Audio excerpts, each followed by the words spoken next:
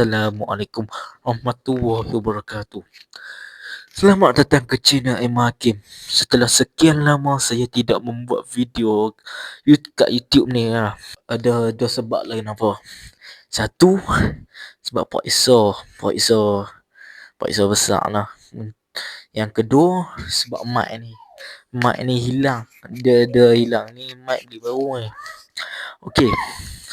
Untuk tu ni kan, video saya akan membuat banyak video, akan upload banyak video untuk tahun 2026. Hari ni 7 hari bulan 1 hari bulan 7 2026. Okey, sekarang ni saya berada di Cameron Highland. Okey, mungkin kita akan first video kita di tahun 2026 ni, kita akan buat video di Cameron Highland. Tak terlihat nak pergi mana. Sekarang dah pukul berapa?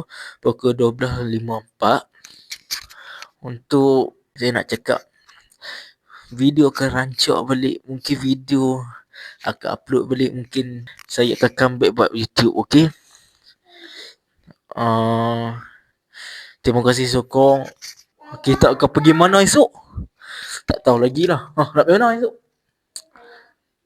Tak tahu lagi. Okay. Tapi video akan rancak balik lah guys. Macam tahun 2023 lah. Okay guys, itu je nak abang. Lupa pula nak cakap. Okay, selamat tahun baru 2026. Semoga azam pun tercapai. Semoga azam sebelum-sebelum ni yang tidak tercapai boleh tercapai oleh tahun ni. Mungkin tahun ni azam tahun ni tak tahu lagi. Tapi rahsia lah azam tahun ni.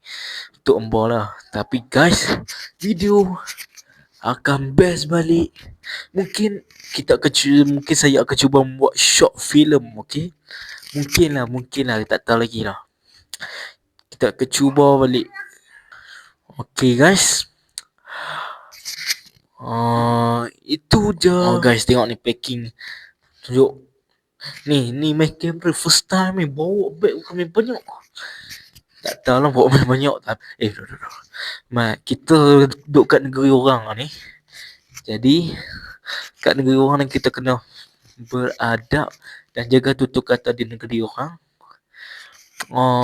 Sekian, terima kasih. Jangan lupa saksikan. Jangan. Okay, ini first video setelah berapa tu? 2 tahun stop. Okay guys, terima kasih kerana support. Mungkin esok kita akan buat video di Cameron Highland. Kita nak pergi mana? Ramai-ramai ke apa? Tak tahu. Memang sejuk lah pengalaman ni. First time in Cameron. Bye. Assalamualaikum guys.